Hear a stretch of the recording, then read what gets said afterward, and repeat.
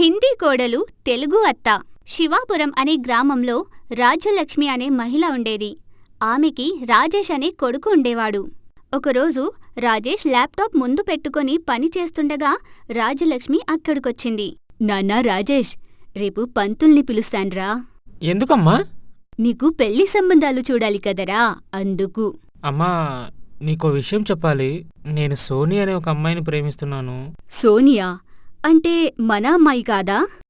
కాదమ్మా, హిందీ అమ్మాయి. తనకు అమ్మా నాన్న కూడా ఎవరూ లేరు. అమ్మా నాన్న లేకుండా ఎలా పుట్టింద్రా? ఆకాశం నుంచి ఊడిపడిందా అంటూ అనుమానంగా అడిగింది. అబ్బా, తను అనాథమ్మా.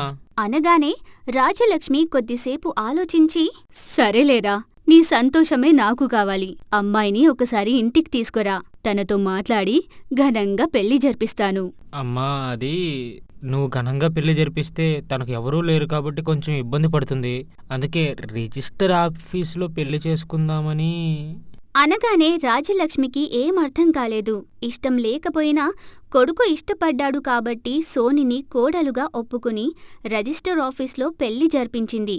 పెళ్లి అవగానే రాజేష్ మరియు సోనీలు రాజలక్ష్మి కాళ్ళమీద పడ్డారు. పిల్లా పాపలతో సుఖంగా ఉండండి అని దీవించింది. సోనీ రాజేషులు ఇద్దరు పైకి లేచారు. సాసుమా, ये हमेशा कहते रहते हैं आप बहुत अच्छी हैं అంటూ నవ్వుతూ చెప్పింది. ఆ మాటలు రాజలక్ష్మికి అర్థం కాక ఆలోచనలో పడింది. హిందీలో ఈ అమ్మాయి నన్ను తిట్టింది కదా, ఈ హిందీ అమ్మాయిలు అంతే. ఏమని తిట్టి ఉంటుంది?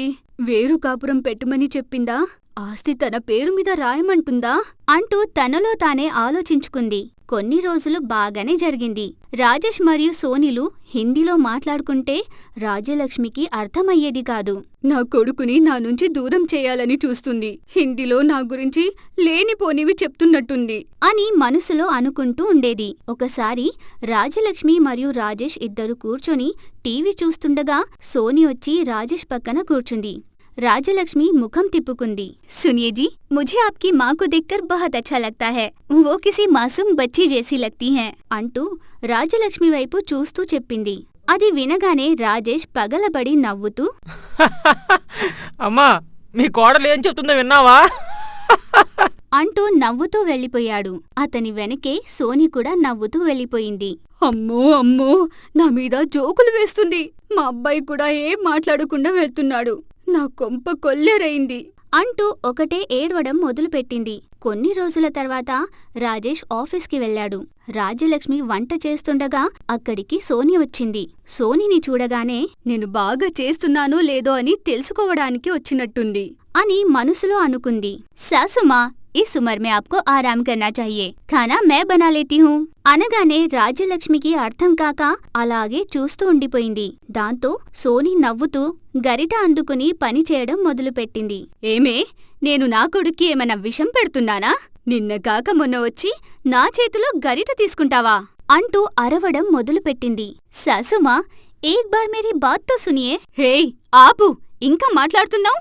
ఈ చేత్తో తినిపించానేవాడికి ఇప్పుడు వాడికి నేనేమైనా మందు పెడతానా అని సోని ఏం చెప్పాలన్నా అడ్డుపడుతూ మాట్లాడడం మొదలుపెట్టింది. వీళ్ళిద్దరి గొడవకి వీధిలో ఉన్న ఆడవాళ్లు అందరూ అక్కడికే వచ్చారు. అందరికీ రాజలక్ష్మి చెప్పిందే చెప్పడం మొదలుపెట్టింది. మా రోజుల్లో అత్తగారి కళ్లల్లోకి చూడాలంటే భయపడేవాళ్లం.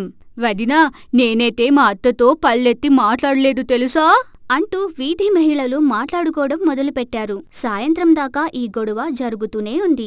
దూరం నుంచి ఇంటి చుట్టూ జనం ఉండడం చూసి రాజేష్ భయపడుతూ ఇంటికి చేరుకున్నాడు. వచ్చావా? నీ భార్య ఏం చేసిందో తెలుసా? నీకు నేను విషం పెడుతున్నానని ఆమె వంట చేయడం మొదలుపెట్టింది. నన్ను పరాయిదాన్ని చేసేసింది అంటూ ఏడుస్తూ చెప్పింది. రాజేష్కి ఏం అర్థం కాక సోని వైపు చూసి, క్యా హువా సోని? मैंने सासू माँ से कहा कि खाना मैं बनाती हूँ और वो आराम कर ले. అమ్మా, ఈ వయసులో నీకు కష్టం ఎందుకని వంట నేనే చేస్తా నిన్నంట. అనగానే రాజలక్ష్మితో పాటు ఆ వీధి మహిళలు అందరూ ఆశ్చర్యపోయారు. మరి నా మీద మొన్న జోకులు వేసుకుని నవ్వారుగా అని ఏడుస్తూ చెప్పింది.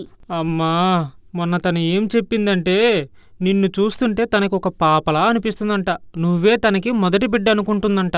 అనగానే రాజలక్ష్మి ఆశ్చర్యపోయింది. నీ చాదస్తంతో చచ్చిపోతున్నామ్మా అంటూ రాజేష్ మరియు సోని ఇద్దరు ఇంటి లోపలికి వెళ్లారు. ఏంటి అందరూ చూస్తున్నారు? అత్తాకోడలికి ఎప్పుడు తగువ పడుతుందో అని చూస్తుంటారు. మీకు ఇక పనిలేదా?